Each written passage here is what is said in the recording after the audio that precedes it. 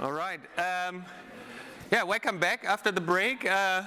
So now I'm really excited to get the NSF perspective here from Dr. Sean Jones.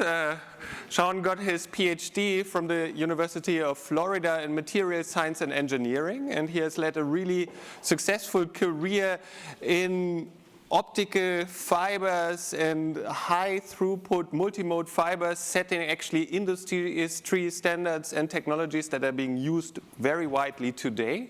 Then in 2009 he joined the NSF and worked first in the for the material research for DMR, Division of Material Research, also managing the MERSEC centers, and now he moved into the Mathematical and Physical Sciences Division at NSF, where he is the Assistant Director. And yeah, I look very much forward to your talk, Sean.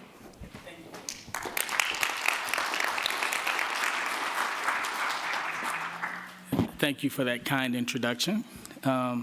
It's always interesting to hear about your background from other people. It's a pleasure to be here today. Thank you so much for the invitation to present a little bit about NSF and some of the work that we're doing in quantum workforce of the future, as well as education.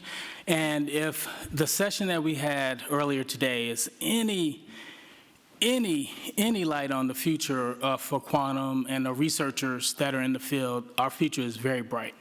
Congratulations to the prize winners. I'm extremely excited to hear about your work and doubly excited to hear about LIGO. So thank you very much for that plug. The check is in the mail. I am the AD again for Mathematical and Physical Sciences. We'll talk a little bit about quantum workforce education, give you some examples, more so from the work that's ongoing, to maybe be exemplars, to inspire you to not just continue what you're doing, but to maybe apply to other NSF programs to amplify what we're doing. So Barbara gave an excellent overview this morning on the work at DOE and its intersection with the National Quantum Initiative.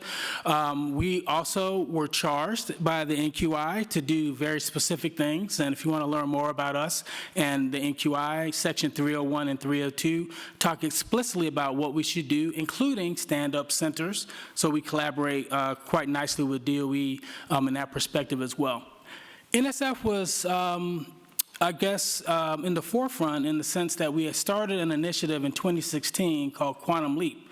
So it helped us actually be prepared for when the National Quantum Initiative Act came online. And you'll hear a little bit more about that as we go along.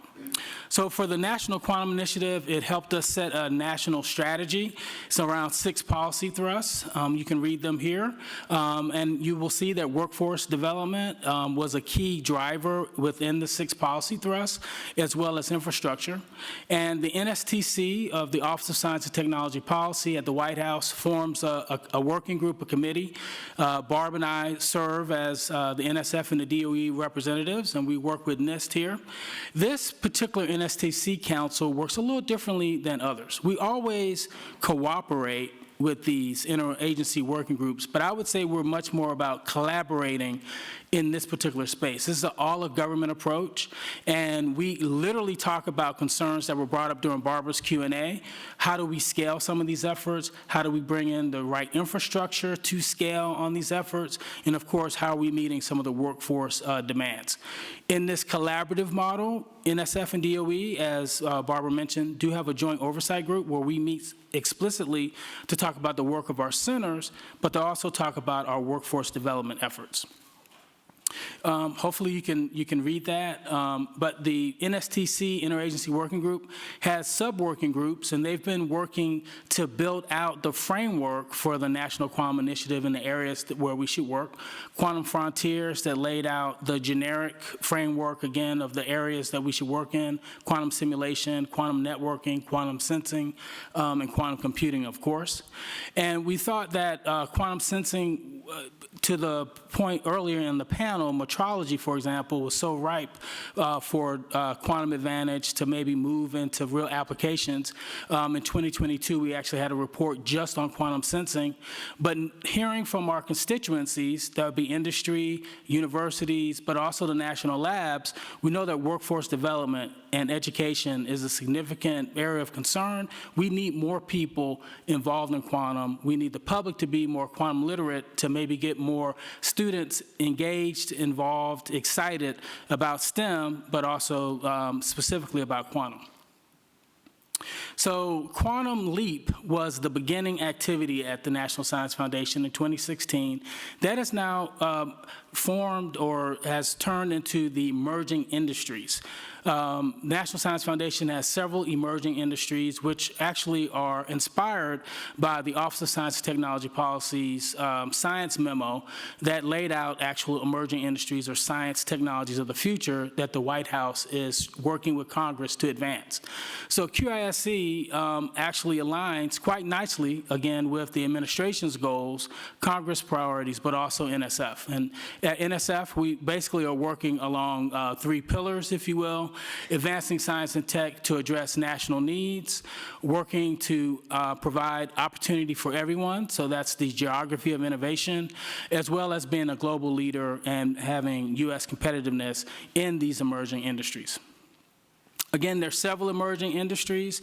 This is showing a snapshot of what we spend in these particular areas, and this is an all of NSF approach. And for quantum information science, roughly 2/3 of that actually is spent within the mathematical and physical sciences. So when you think of the DOE presentation from Barb earlier today and the different programs that map into quantum, you can think about mathematical physical sciences and materials, in physics, in math, and chemistry being aligned quite nicely with the DOE programs where a significant percentage of that funding for quantum information science is spent each year. We're also looking, along with DOE, to have increased investments there that can really help us with all of the endeavors. So at NSF, when we stand up an initiative, we think about how to support that initiative and what drives that initiative. And you can think of basically 3 core areas. The first one is to really hone in our core investments. Unlike some initiatives where you totally stand up new initiatives or new investments, we really want to leverage the core investments over 30, 40 years at the National Science Foundation, primarily in the mathematical and physical sciences. But we also want to expand participation. Now, this is beyond just underrepresented groups, thinking about minority-serving institutions and women in science. This is really looking at an all-of-the-nation approach to advancing quantum. So this is now increasing those at R2 universities, those at community colleges, for example, and across the full geography. Barb also mentioned earlier, sometimes we fund in a U shape. So if you look at the National Science Foundation funding portfolio, kind of looks like a U in terms of where we fund. We want to actually distribute our funding in quantum, again, all of the nation approach. And of course, we want to make sure that we have diversity in mind. And because this is still a nascent field, we have to be mindful about growing the workforce. So that would be the 3rd platform by which the National Science Foundation is viewing quantum. This is a laundry list of different types of programs. I'm not going to go, obviously, through all of these programs, but this gives you a sense of kind of where investments are currently and where we're going in the future for quantum investments. So again, strong disciplinary programs. This, again, harkens back to the core. So people are getting their core individual investigator grant in physics, their core individual investigator grant in materials, and so on. But we also have a rich history in centers. The Division of Materials Research was founded off of centers, for example, and many of these centers actually work in quantum. We have infrastructure programs. This is an area, as we heard earlier today, we need to grow and collaborate more with some of our other agencies who have infrastructure embedded in their core mission. We also have computing, networking focus, and we also are looking at convergence. So again, how can we get physicists and chemists and engineers, biologists to work with each other in a convergent manner? And we have other types of programs as well when it comes to group and teamwork like TACS or other types of infrastructure like Foundries. Today we're going to talk just a little bit more about workforce, and in particular within workforce, the Q through 12 education activity, triplets, and then one of our 2 new programs, Quantum Leap Challenge Institutes and Expand QISC. So this actually is the home of Q through 12, so I'm not going to actually spend a lot of time on this slide. You probably have heard about this yesterday, but this is an example of the types of activities we would like to stand up in our quantum activity within mathematical and physical sciences, but also as we partner with our new education directorate, formerly known as EHR, to actually stand up these holistic types of approaches when it comes to education partnerships that are extremely holistic, where it comes to K through 12 learners, research experience for teachers, curriculum development, and a holistic approach, again, to education. And we'll talk a little bit more about some of the smaller activities that undergird the Q through 12 education partnership. But one of the activities that started on Quantum Leap that we really want to look at expanding now that we're hopefully going to see reauthorization of the National Quantum Initiative are programs like Triplets.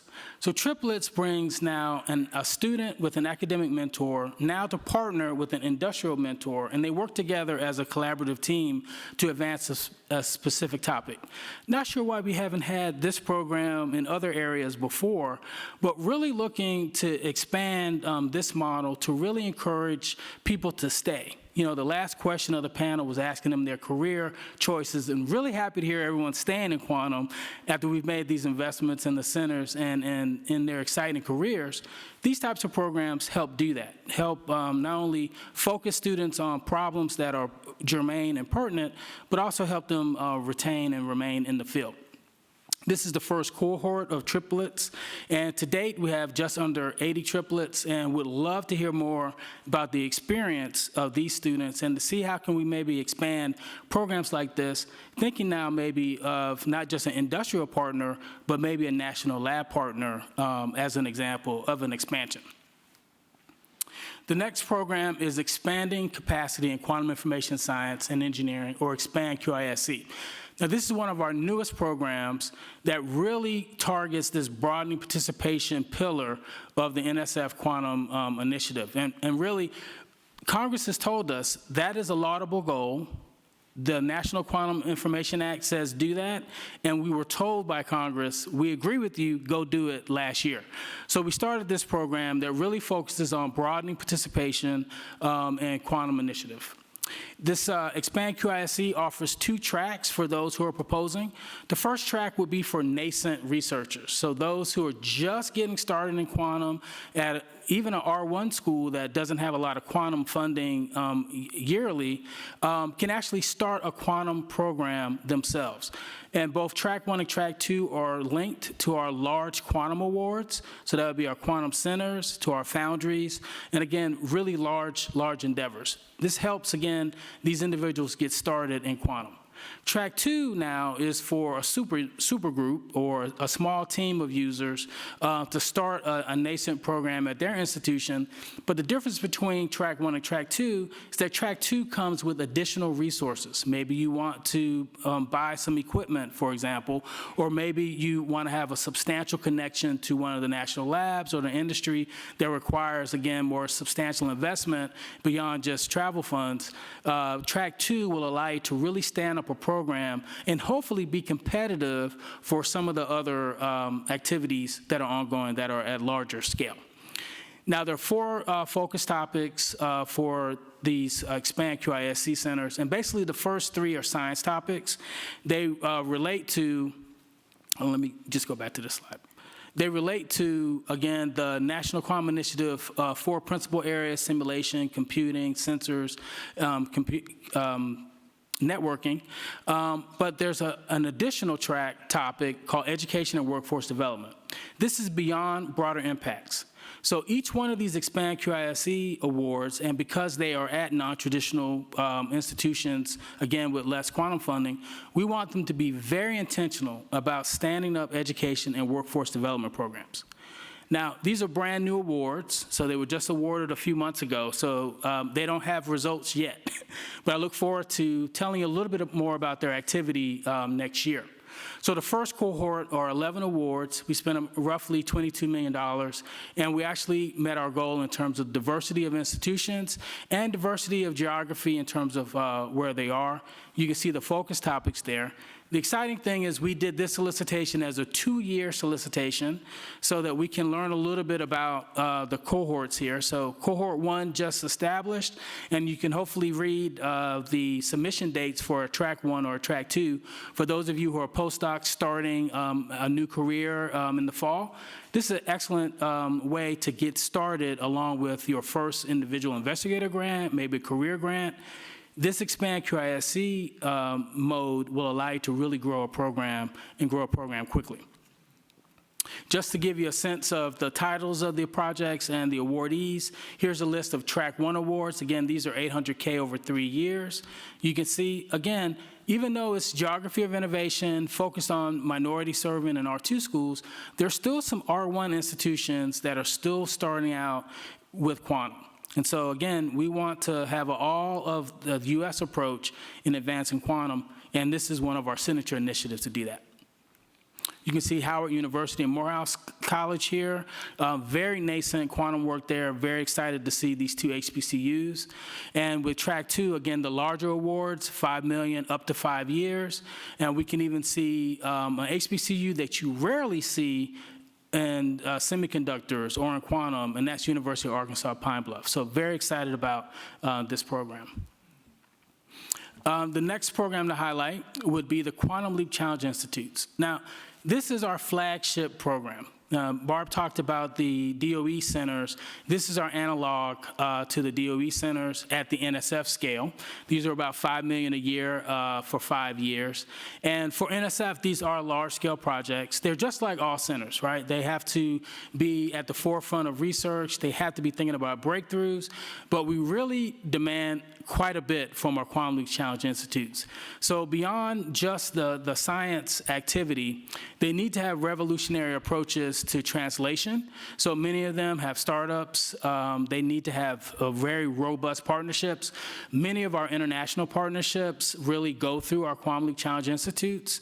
And they have to have a very robust education and workforce development plan. So we ask quite a bit of our Quantum Leap Challenge Institutes.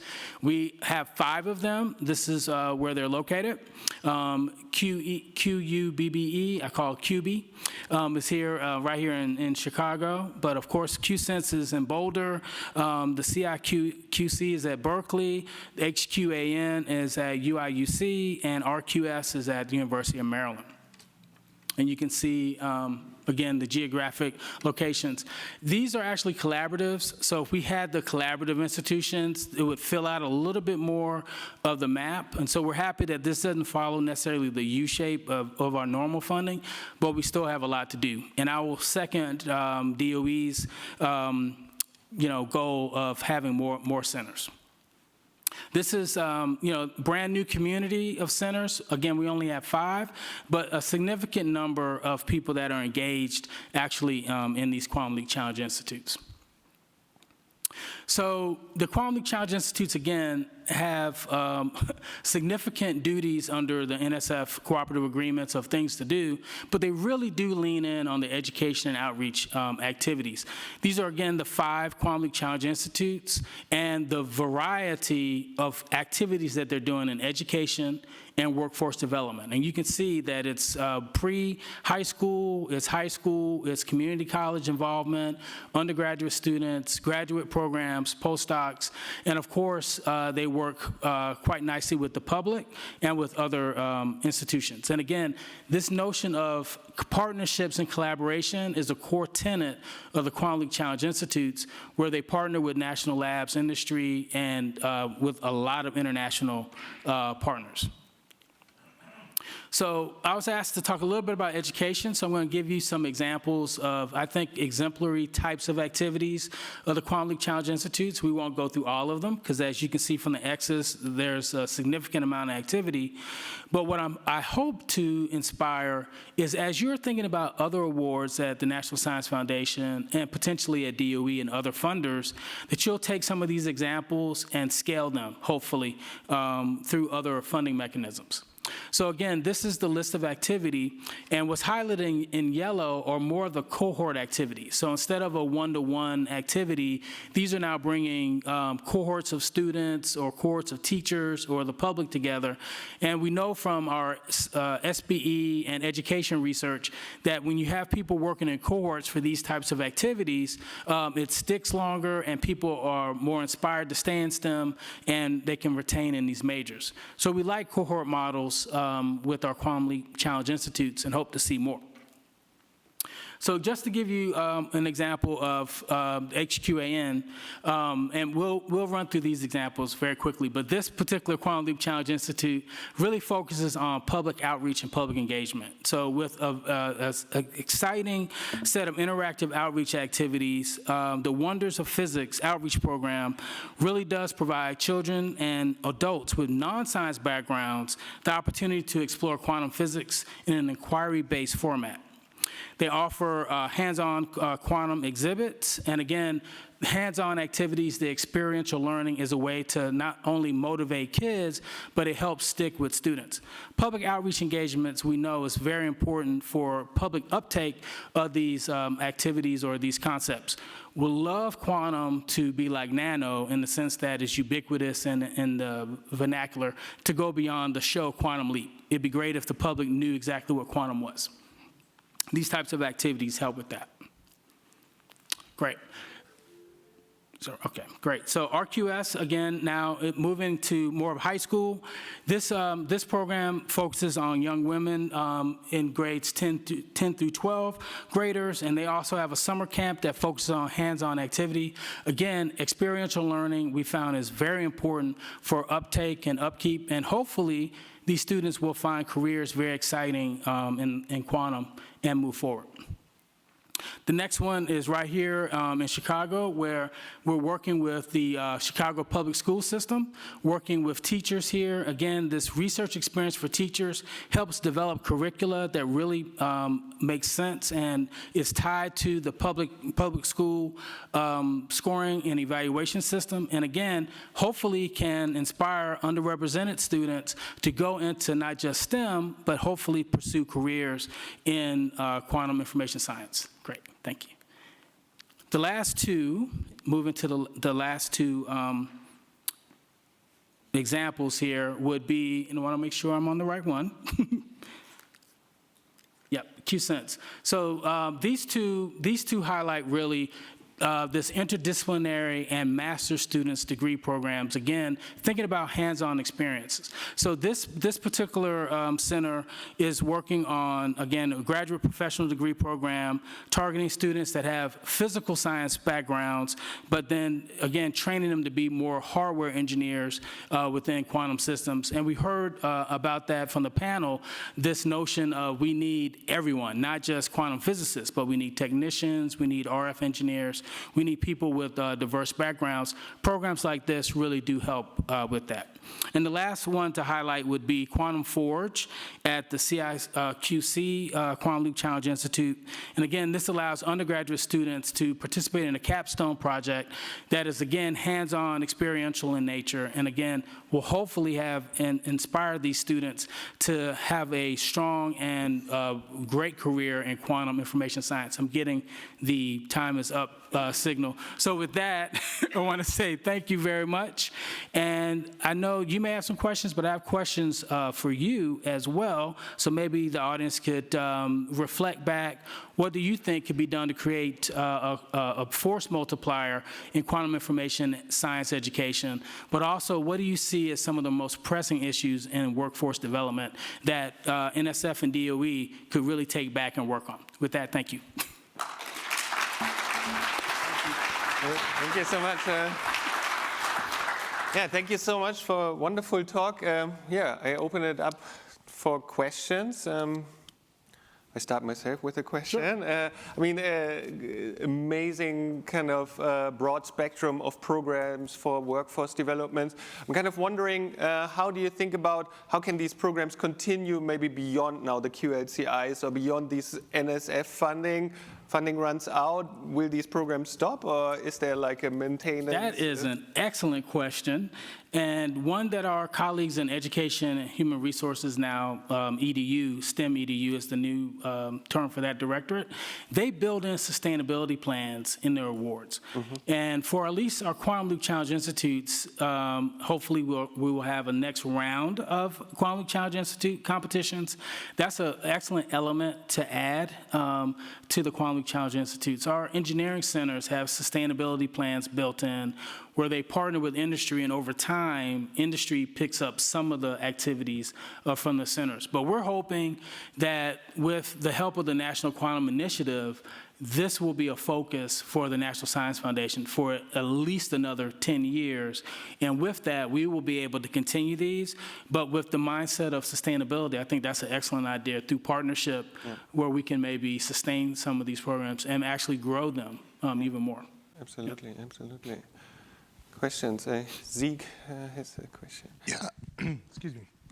I had a question on the triplet program. As you pointed out, it's very successful, very exciting.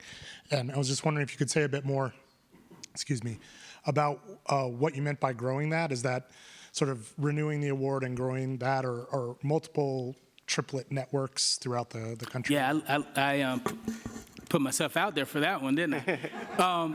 Sure. Renewing is always an option, right? A compelling proposal, that's what we do at the National Science Foundation, right? We bring in great ideas and we review them and we fund great ideas. But this notion of a triplet network is a fantastic idea and a way to scale it and to maybe bring in different types of people, but other types of problems that could be solved from a science perspective with something like a network. So I love that idea. Yep. Kate has a question. I'm really interested to hear your perspective on education versus workforce development. Is it a continuum? Do you think of it as discrete things? And where do you see there being gaps right now in quantum ed and workforce development? Yeah, excellent question. So I do look at it for quantum as a continuum. If we want to really have a robust workforce in the future and to really, make these dreams come true, we really need to be working, I would say, this is my personal opinion, so not NSF, but Sean's opinion, high school. So really working on getting more high school students who are really there with STEM already to pivot a little bit, to understand that there's a career in quantum, and then have them maybe go off to undergraduate programs that then reinforce that through the various centers, through some of the teams programs that we're funding, things like that, and then help them again progress across their career. So I'd see that as a continuum because we need more people. We need more people working in quantum, and we need a variety of people, multiple disciplines, turning their attention to what's possible in quantum. A gap area, I would certainly agree, community college, as we've heard from at least two people now, is an area where we could put a little more focus on. We're hearing that from industry. So when we do our outreach as collaborators from the OSTP perspective, and we hear from industry, from national labs, one, they're concerned they won't have technicians. We're overproducing PhDs. So what can we do to have more interdisciplinary masters? And if you can't pivot quickly to master's degree programs, what can you do on the PhD level? So can you be creative on taking someone from a different discipline and encourage them to get a PhD in your field so that at least, the PhD candidate can really think broadly and maybe solve different problems than what we're training students to solve today in narrowly within our discipline. So I would say a gap area is thinking, one, more about community college and filling in technician areas, and two, making sure that we're doing much more on interdisciplinary. Yep, thank you. So I'm over here. Yeah, sorry. Yeah, there. And then there's another question. Yeah, go ahead, please. So the question has to do with over the summer, the CHIPS and Science Act was passed. How do you see that going into the future at the NSF? Excellent question. You should ask Barb that question. Yeah, no, so we're very excited about the CHIPS and Science Act, and we're hoping that we get full support for that, obviously. That is a rising tide lifts all boats kind of legislation that would impact not just semiconductor fields, and we certainly are tying what we're doing in quantum to all of the semiconductor work that's in CHIPS and Science. But it will allow us to grow our core programs that are focused on quantum and other areas. So very excited about CHIPS and Science and hoping that we get tremendous support for that going forward. It'll be great for all of our agencies, but great for quantum as well. Thank you. Maybe expand a little bit more about the technical staffing issue that you mentioned a little bit earlier. I've noticed that a lot of groups are kind of victims of their own success, where you have a cohort of students that do great, they graduate, and there is, to put it bluntly, some tribal knowledge that is lost. And I've often noticed that groups that have a solid kind of permanent technical aspect to their group members are the ones that persevere the most through this. So kind of what are your strategies going forward as an NSF, or personal opinions? How can we kind of start to address that problem of permanence that is often translated through the presence of technical staff that are present in research groups or in these centers in general? Yeah, and so are these technical, and your perspective is from a center or from a national lab? Both. Okay, because it's a little different depending on where you are. But that is an excellent question, and actually universities who have very successful young faculty at like an R2, for example, we have this same problem there, right? We will invest in someone, they become very successful, they develop an ecosystem and a culture there at that school, and then a larger school will pick them up, and we have to start all over again. So that is an issue, I would say, that we're grappling with as an interagency working group on how to put anchors in place, if you will, whether it's different types of funding. And would love to hear, maybe some suggestions or examples of how to put anchor funding in place that could have people stay, especially people more on the technical staff that would be at a center, for example, or maybe even a national lab. Yep. Great.